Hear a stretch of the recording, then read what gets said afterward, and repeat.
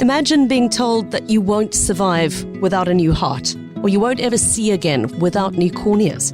Imagine knowing that your entire future depends on somebody else donating those organs, but that the chance of that actually happening is extremely slim. That is the reality for thousands of South Africans who find themselves living suspended lives, waiting for an organ that might never come. Around 4,000 people are on the waiting list at any time. Yet less than 1% of South Africans have registered as potential donors. If it was you or your loved one, wouldn't you do anything you could to change those odds? Welcome to A Gift of Life, a podcast series that examines the subject of organ donation in South Africa and asks what we can do to improve the chance of a second chance for those patients.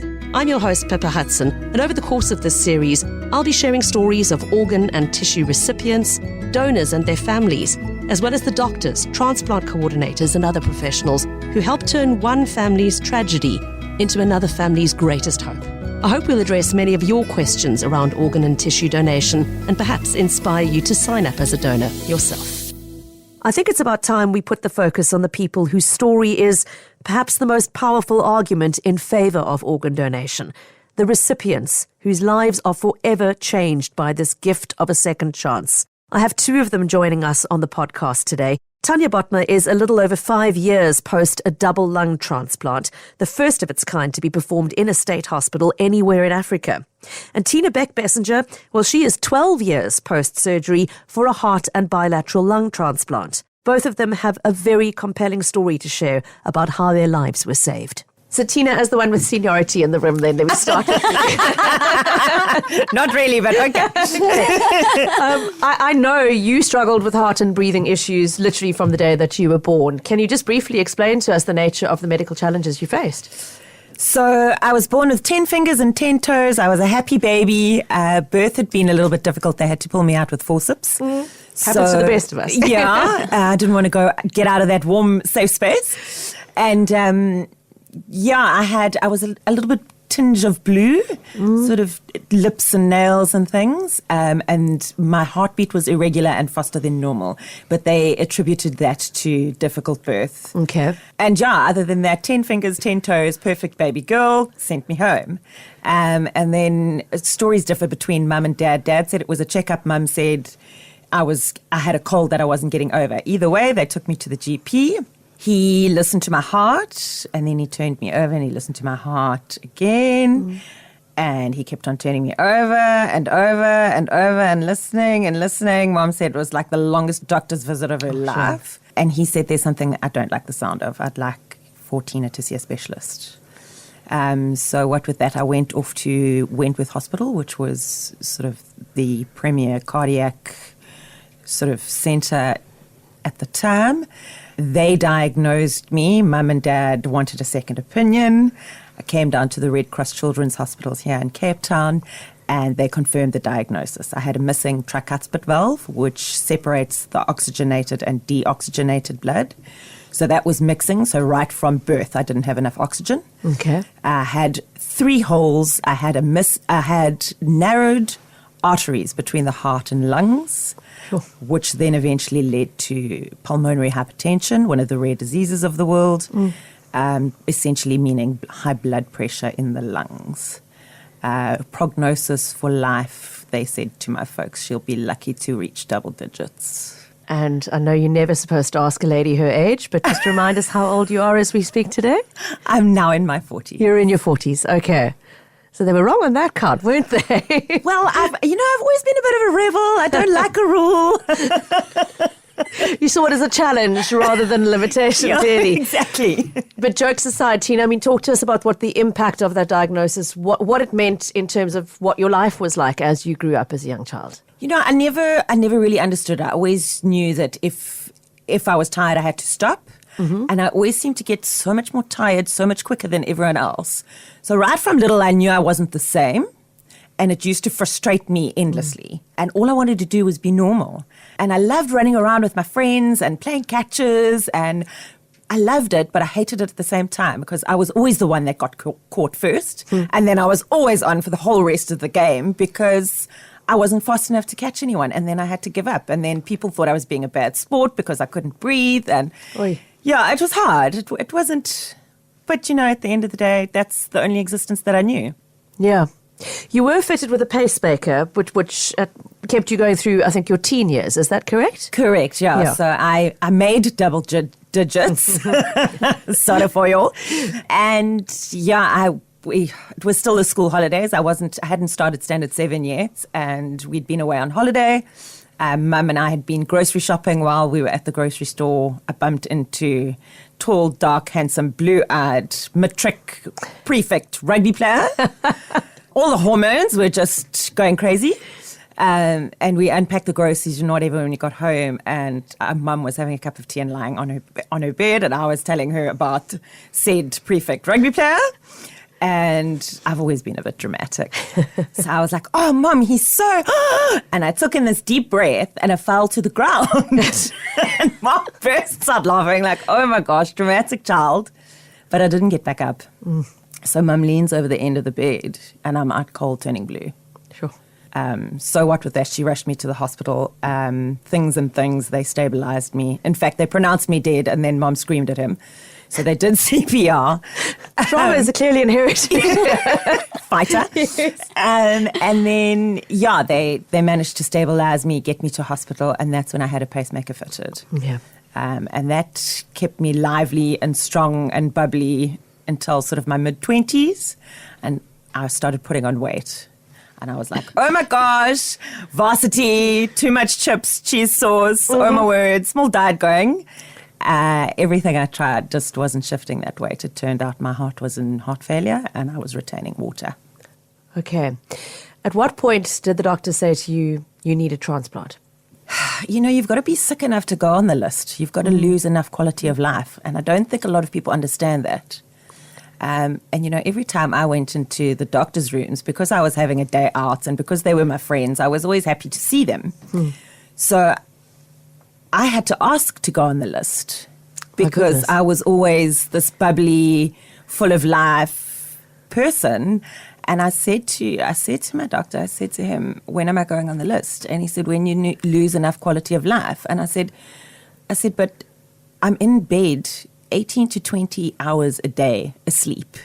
I'm on oxygen full time. I've shaved off my hair because I don't have the physical strength to brush it. Sure. I'm eating soups and overcooked pasta because I don't have energy to chew. How much more quality of life would you like me to lose? And it was then that he was like, oh, okay, no problem. Sure. We'll work you up. But you do. You have to be... You have to be your own advocate, it sounds like, absolutely. To a degree. Yeah. But, I'm also... that just attests to my acting skills, really, doesn't it? But you do. You have to be sick enough to be listed. Yeah. So you were listed and then you waited more than 2 years, didn't you? Tell us about what it was like in that period waiting. So they said to me sort of 18 months waiting period. I waited nearly 3 years. Gosh. And you get to a point where you start to think to yourself, it's never going to happen. And you can't be more than 4 hours away from your transplant center. So going on holiday becomes difficult. I changed my whole diet in preparation I gave up drinking, anything, like even a glass of champagne for a celebration or anything like that. Your whole life changes because you're waiting for the phone to ring. The emotional dragging energy of that must be so tough to deal with as well. When you first listed, you're so excited, or at least I was, because, yay, I've got an opportunity to have another 10 years or whatever it is. And I was so excited to go onto the list. But as the time drags on and as you get worse and your body starts to fail you, you start to think, oh my gosh, is this ever going to happen? What's the point of life? Why am I even here? All of those sorts of things. And it's a dark place. It's a very dark place. And I've been in that place where I've been like, okay, you know what? I'm actually just tired now. Yeah. I'm tired of fighting to breathe. I'm tired of fighting to be awake. I'm just tired. Take me home. And I'm a Christian. I don't know what everyone else's beliefs are, but I had many heart-to-hearts with who I believe is God. And I said to him, that's it now. I'm giving up. I can't anymore. I can't do it in my own strength. If you don't give me a transplant, take me home now. And 2 weeks later, we got a call. Take us back to that moment. The phone rings and you get that message you've been waiting for now 3 years. So I was a great one of making the most while I was still alive. So there was this Halloween party that I was going to go to. And I planned my outfit. I was repurposing my 21st outfit. And I was going as Cruella de Vil. So I'd gone and bought these like little toy Dalmatians. I was busy sewing them onto my 21st outfit. I'd like bought 2 wigs and sewed them together, the black and the white. Yeah. And I had been resting in anticipation for this one night out for probably about 6 weeks.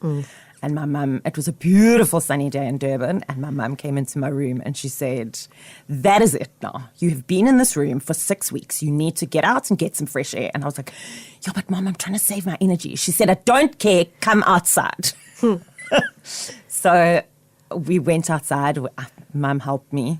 I still had this nasal cannula in my nose with this 20-meter cord of oxygen all the way through the house. Gosh. So with Mum's help, she sort of leaning on her and on the oxygen, whatever, we went outside and we were standing just in the garden on the grass. And I remember the sun warming my back and just thinking, oh, wow, so nice. And Mum's phone rings. Now, my mum never steps away to answer a call. She always answers the phone in front of me. Mm-hmm. This one time, she steps away. And I'm like, there is something up. So she comes back and she just looks at me. And you can see her whole face is like excitement. And I'm like, is that the call? She's like, yes. I was like, is it really? She said, yes. So her and I screaming, jumping up and down, so excited. And then she says, don't get too excited. We've got to go for x-rays to make sure that the lungs are going to fit in your chest cavity. Okay. And then you think, oh, wow, that's real. So I shake my head. I'm like, no, okay, cool. Let's just go and do it. So we go for the x-ray, rah-rah-ree. We come home and I decide, whatever happens, I'm not going to be upset. So if it's a no, I'm going out partying tonight with my Cruella de Vil outfit. And if it's a yes, then we're going to the hospital. So I decide, okay, either way, I need to shower and wash my hair because I also know that, like, hospital, once you've had an operation, you're not showering for like 2 weeks. It's grim, yeah. So, with Mum's help, we go and get into the shower, whatever, dry my hair, what was left of it, and then I'm like, okay, I'm going to rest now. I'm going to have a sleep. And you're lying on the bed and you're trying to calm yourself down and you're trying to say, like, don't get too excited. It might not fit. Don't get too excited. Like, just calm down. And Mum used to often come and lie on the bed with me. So Mum comes in and lies down on the bed with me and I think she's coming to have an afternoon snooze. And I open my eyes and she looks me dead in the eye and she says, it's a fit. Like, and for that split second, so many thoughts go through your mind and you're like, it's a fit. Oh, wait, what does that mean? Oh, that means transplant. Oh, my God, we have to go to the hospital now. So all of a sudden I had the most energy I've ever had in my whole life, like adrenaline is something else. Yeah. Quickly got up, got dressed, took the bag that was already packed. You have to have a hospital bag. It's like essential. And I got on the phone while Mum drove through to the hospital. Let me pause you there and bring in Tanya at this point, who's been nodding, listening to so many aspects of that story because I know she's recognizing them in her own. Yes. And then we're going to come back to the op and the recovery and what happens after that. Tanya, I mean, you were relating to so much of what Tina was saying in her story about what she went through in childhood. Take us back to the start of your journey. Your health struggle started a little bit later on, I think. Am I right in saying mine that? started childhood as well. Birth, Yeah. 4 weeks. Also birth, okay. 4 weeks premature. Suffered a number of childhood respiratory problems, including meconium aspiration as a neonate. That was my problem. And then eventually, after multiple severe viral infections, I got chronic lung disease, bronchiolitis obliterans, also very rare. It's not often that you hear about bronchiolitis obliterans. And yeah, that's my childhood, really. I mean, you were down to such a small degree of lung capacity left. What did it mean for your ability to live anything like a normal life as a child? Were you able to go to school, to take part in sport, to play with friends? No. I was never able to take part in sports or activities at school. Panorama Hospital became my second home. My school journey, all I remember is catching up on homework. That was all I was ever doing. I was always going to a friend or phoning a friend for homework. And I had a brother, and he would go to school, and I couldn't understand why I could never go to school. I was always stuck at home on oxygen or in hospital. But you know what? Things happen for a reason. And one afternoon in my high school days, I met my husband collecting homework from a friend. So you know what? Things do happen for a reason. And I keep telling myself that was my reason, really. So literally you're going to pick up homework to catch up on some stuff that you've missed, and you bump into Skulk. Yes, tall, dark and handsome, standing in the driveway of this friend's house, her cousin actually. And I looked at him, I thought, sure, but he's a nice looking guy. But at this stage, I had a rojo. I had a wheezing sound 24/7. Yeah. So I was teased constantly as a child. People would call me Darth Vader. And I never thought I'd find a man. I never thought anybody would look my way. I remember telling my psychologist, who would marry me? You know, and that's saying, alke potet say dexel. It's so true. Skulk looked past all of that. He looked at me for me. And he's just an amazing man. I think it's 21 years. Yeah, 21 years, this year that you're still together. And I know, I mean, you also thought that having kids was something that wouldn't be possible in your future. And here we sit, and you've got a daughter in high school, if I'm not mistaken. Yeah, she's 15 next week, actually. She was 9 when I had my transplant. And she's just grown up into this beautiful young lady. But it was a difficult pregnancy, I'm not going to lie. I was admitted at 26 weeks. I lay in hospital for 7 weeks on oxygen. She was born at 33 weeks. So, yeah, it was a tough pregnancy, but I would do it all over again. I mean, the doctors really pushed me there. They really did push me. Had they actually said to you, don't have kids, it would be dangerous? They did. They did. Okay. Yes, but then the one doctor said to me, Tans, I'll give you 6 months. Let's see. And if you fall pregnant, we will help you through this. And he did. He was absolutely amazing. Incredible. So here sits Daniela about to celebrate a birthday. I know, though, it must have been really tough for you as a young mom. I think back to those days myself, the pressure, the sleepless nights, the sheer physical activity of raising a newborn in particular. And that's before they even start toddling around and sticking their fingers into everything and finding ways of endangering their lives all over your house. What was it like for you as a young mom? Because I know you were still struggling to breathe at that point. You'd taken such a beating through pregnancy. It must have felt doubly difficult. Oh, Pippa, it was very difficult. I felt like I wasn't a mother. I felt guilty at times because she didn't ask for this. And I think Skulk there was just absolutely amazing. Him, my parents, my family, his parents, they were always coming down to help. My dad would take her to school. Skulk's mom would come down from Mossel Bay weeks on end to come and help me. My mother's a nursing sister, so she was also always available to help. Skulk would always bring Daniela to the hospital. They actually knew Daniela by name. They would say, hey, Nala, and she'd say, hey. And she'd go and ask them for papers to draw. So hospital was what she knew. She didn't know anything else. And, you know, when you go into hospital, and Tina can relate, it's not 1 or 2 days. You stay for 2 weeks or 3 weeks at a time. And then you get home, and it's not that you can just get up and keep moving. You're still very weak. There's not much you can do.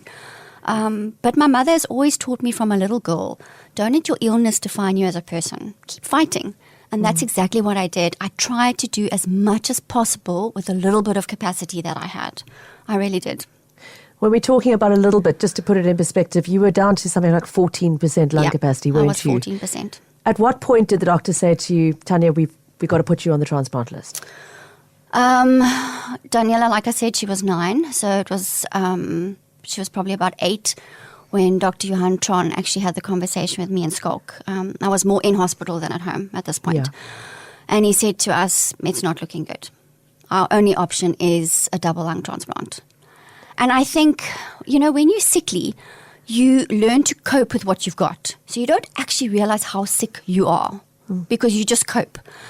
And I looked at Skalk and Skalk looked at me and we looked at Johan and we said, really, do I need a double lung transplant? Is this the only way I'm going to survive? And then he told us about Prof. Calogaro and Prof. Tim Pennell and the amazing team at Grooteskier that had just started transplants. And he immediately phoned Greg. And I saw Greg within a few weeks. And set the process in motion. Now, Absolutely. It's one thing to say you need a transplant. We all know there is a waiting list to get lungs. And how long did you have to wait, Tanya? Well, Pippa, because I was the first double lung transplant patient to be done in a state hospital in Africa, Grooteskier, I didn't wait long. I think I started seeing Greg in the July, and then you go for extensive tests before transplants. It's not just about having a transplant. You go for so many tests before so. And then it's also rehab before transplant. Rehab, they have to strengthen your impaired lungs. You can't just sit and not do anything. You have to keep going. You have to keep fit because you lose so much strength while sitting and waiting. So I saw Greg, like I said, the June, July, and then I had all the tests and rehab, and they put me on the list November to make sure that I was a candidate. And I was done the 11th of December, 2017.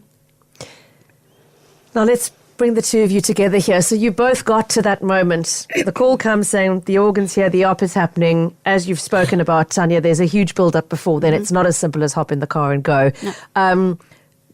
The experience of the operation itself, it is a huge traumatic operation.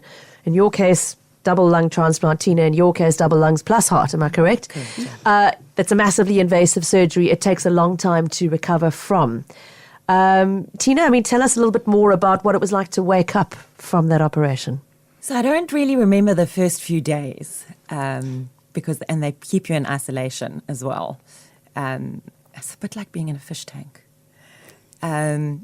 But yeah, I remember the day that I do remember. I woke up, and you see that you're in hospital, and you see that you're connected up to the machines, and I didn't have any oxygen on, and I was like, "Ooh, maybe I can breathe now."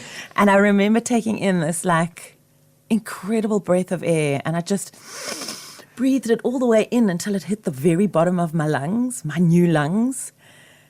And it was the most incredible feeling to be able to take a deep breath, for it not to hurt, to just be able to breathe, to look at my fingernails and see that they were pink for a change. Bizarre, awesome, but bizarre. And for you, Tanya? Like Tina says, they keep you in isolation. I woke up 4 days later after my op. And I remember a few things like seeing the machines and realizing I was still alive. Because you don't know, you've only got a 50-50 when you go in. And I just remember the tears pouring down my face, and I just immediately thanked the Lord above. I was so grateful that I was still alive. But I didn't experience what Tina experienced. When I woke up, because a lot of people say, "Oh, could you breathe after you woke up?" No, not for me. I was still very short of breath for at least 3-4 months. Gosh. And the only reason being, because I'd suffered so much from a childhood, I'd been breathing from my upper respiratory area. I didn't know about a diaphragm. So I had to be taught to breathe again properly. And that was through rehab. So it took me at least 4 months to actually, I remember walking into Greg's office and saying, "Why am I still breathing like this? I'm not breathing any easier." And he said, "Tanya, you will walk in here one of these days and you'll be breathing fine." So, that was my experience. And pain, the pain is something you just cannot describe to anybody. Yeah. I look at the two of you now, and you are here full of life. You are vivacious, you're bubbly. We walked up the stairs to get into the studio today. You've conducted a radio interview without gasping for air at any point. You are, to all appearances, living normal, healthy, flourishing lives. Tanya, I have sailed against you in 2 races. That tells you everything you need to know, that Tanya is able to sit in a small boat and operate it. Tina, I believe you've done a Cape Town cycle tour as well. I did, yes, 2015. Okay, so obviously physical activity is a very different thing for you now versus what you grew up with. Absolutely. Are you one of those rare people who loves exercise because you can do it Absolutely. rather than because you have to do it like the rest of us? Absolutely. No. I love it. I absolutely love it. If I can, yes. Yeah. But I absolutely love it. I mean, the first time I walked into a gym, I was smiling. I was beaming because I'd never, ever been able to do it. I mean, at 40, that was... My double lung transplant was my 40th birthday present. Yeah. I mean, that for me was a second lease on life. And walking into a gym was like, sure, my life is starting. Like, I can do this. I always used to watch these mommies, with their gym clothes and go to gym. And I was like, oh, I'm one of them. And, I mean, speaking of the mummies, what was it like to run alongside the hockey field for the first time watching your daughter play? Oh, my word, Papa. I think that for me is the greatest gift ever, is standing alongside the Astro, shouting and screaming at Daniela and being proud and smiling because I know where I was pre-transplant and where I am now post-transplant. And I'm actually known as the mom with the big lungs. And I don't mind. I love it. I absolutely love it. Tina, what I love about your story is the way you've taken your experience and used it to help others who are facing either waiting or going through the op itself. You have become a coach and a pre-surgical coach, haven't you? Yes, yeah, I have. So tell us a little bit more about what that entails. So, so many people get told they need surgery of some kind, but they've been healthy their whole lives. And I think a lot of the fear comes in that you're giving someone else control over your body while you're asleep. And that's terrifying. So my job is to help you through that and help you give that control so that you can have the best possible outcome. So it's a lot of, you've got to be physically healthy, but you've also got to be mentally healthy going into any kind of surgery so that you can have the best possible outcome. And I attribute a lot of my sort of textbook recovery to the state of my mind. And it really, really helped me. Now, let's talk a little bit about the recognition of the gift that you both received. I mean, you've described to us how absolutely transformative it was for your lives. Obviously, that came at the cost of somebody else's life who became your donor.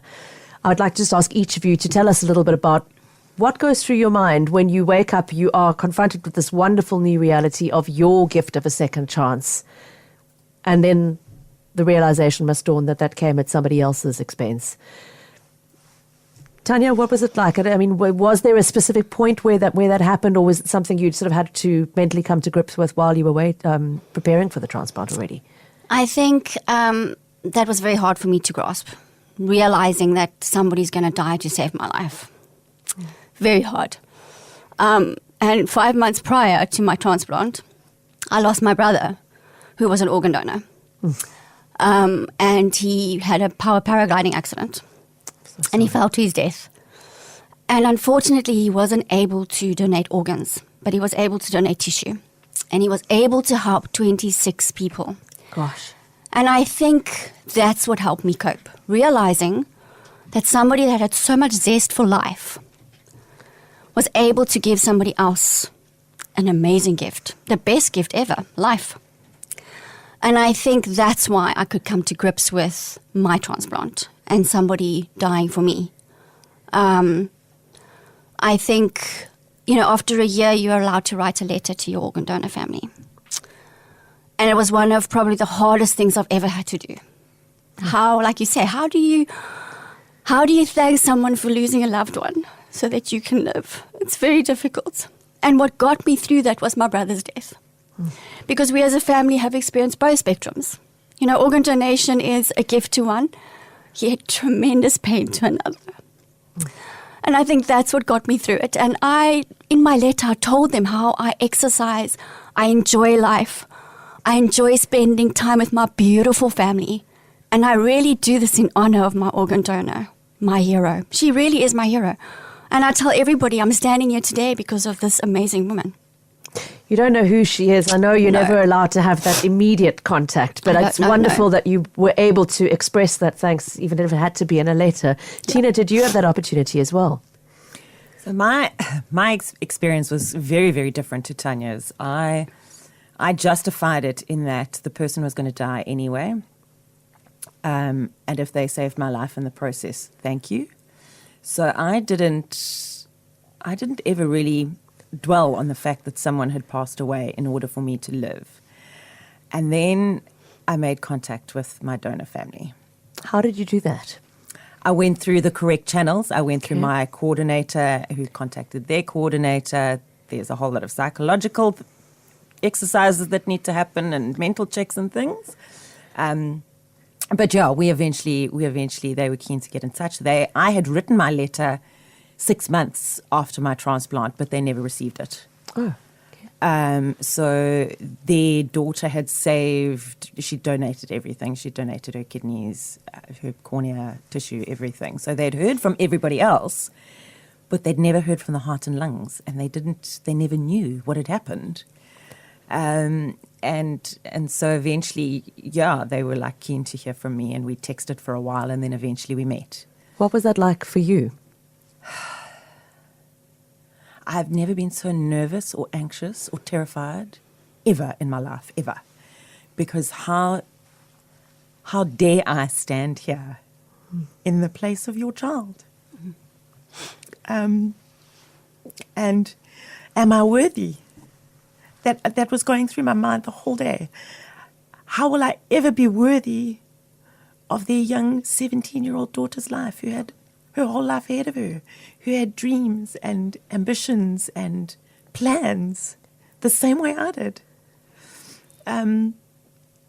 But yeah, it was the most incredible, humbling, amazing experience. And we're still in touch, and I'm part of their family, and they are my second set of parents, and they are just the most incredible people, and I thank God every day. So now, my transplant, I went in at 10 o'clock at night and I came out the next morning. So now that day that I went into hospital is my day of mourning. And the day after is my day of celebration for new life. I know there is an additional element to your story, Tina, in that you are an organ recipient. But you're also a tissue donor, and this absolutely fascinated me when you told me, because you would imagine that somebody who was sick enough to need a transplant could never be considered as a tissue donor. But in fact, you were. Won't you tell us how that was possible?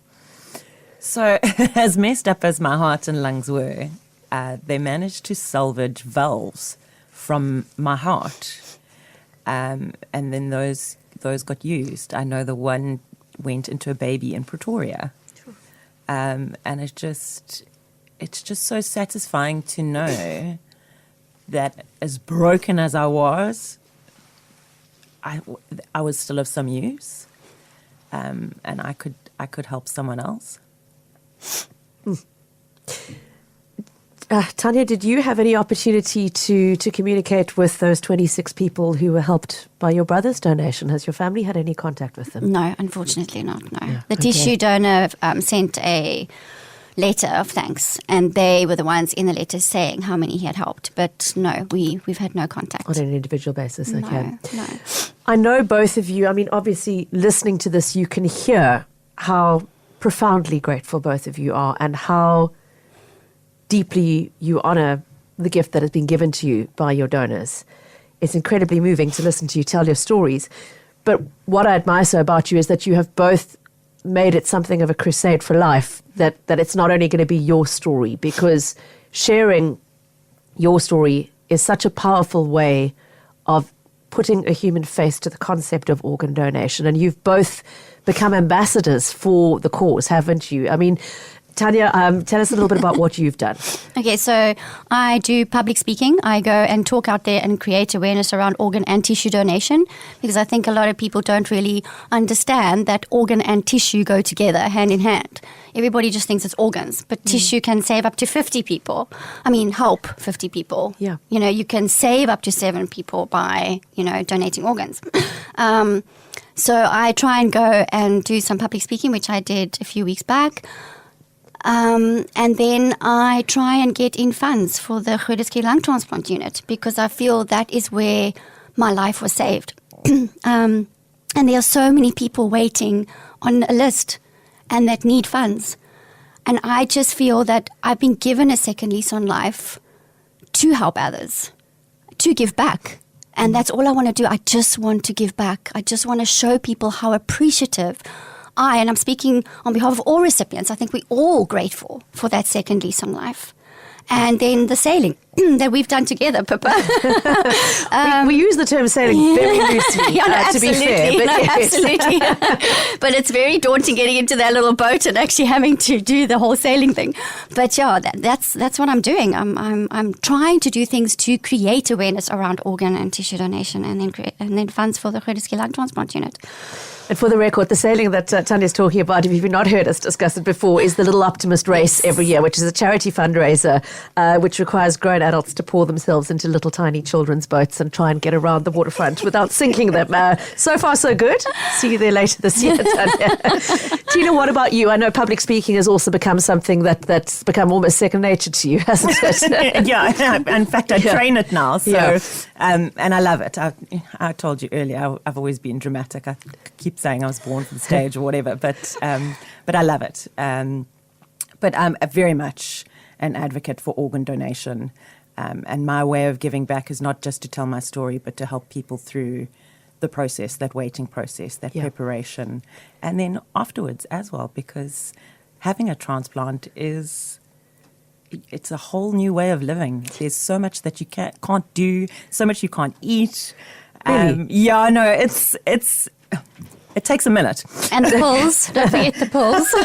I've been on pills my whole life. So. I know. Me too. But after transplant, it's a whole lot of new pills. It's like... And it's 5 times a day. Yeah, you have to have it at certain times. Mm-hmm. It's in the morning, like it's 25 pills in the morning, and then it's 25 pills at night, just after transplant. Obviously, it gets much better. We're not on so many tablets at night. But in the morning, you've got a stack of pills that you've got to have. And you've got to have it at a certain time. You must be the orange juice supplier's favourite customer. Not just water. Okay, sorry. So yes, like Tina said, we're used to pills. I mean, as chronic, we've had chronic lung disease, you're used to pills. But transplant medication is different. The immune suppressants are very much different to a normal tablet. Mm-hmm. It's different. And also, being immune suppressed, you can't really be around a lot of people because you can't get sick. Yeah, getting sick. Getting sick can cause acute rejection. And the side effects of the tablets, things like either too much hair, like I felt like I was a monkey. I was in tears in my cardiologist's office. I had a monobrow, I had a mustache, I had chestnut hair on my chest. I was like, I look like a monkey. No one's gonna love me. And I had too little hair. Exactly. I lost my hair. I still remember contacting Tina and say, did you lose your hair? And Tina was like, no, I didn't. I actually got too much hair. And I'm like, I don't know which is worse. So there we were both crying. And then plus the chronic shakes as well. From the tacrolimus. Yeah. And the prednisone, the chubbiness. Yeah. From all the cortisone. It's a lot of getting used to. It's a lot of adjustment. It is. But at the end of the day, you can breathe. Exactly. It's all relative. And you will definitely have those pulls any day. To be able to breathe like we're breathing today. Absolutely. Because to not be able to breathe, I think is one of the worst things ever. Yeah. So I have to ask, I mean, you've spoken about being always aware of the risk of falling ill and not being in too crowded an environment. For example, COVID must have been a very, very daunting prospect to face. What was that like for you? Sure. With me having Daniela, we had to take her out of school for 1.5 years. She had to do homeschooling. Checkers, 60 minutes or 60 seconds, they became like my go-to for everything. They were always at my gates. I didn't step out of the house. I remember Skulk getting home from work and having to change in the garage, just changing his clothes and getting to other clothes and then coming into the house, sterilizing. And eventually Daniela just crying and saying, Mommy, I want to go back to school. I want to be amongst my friends.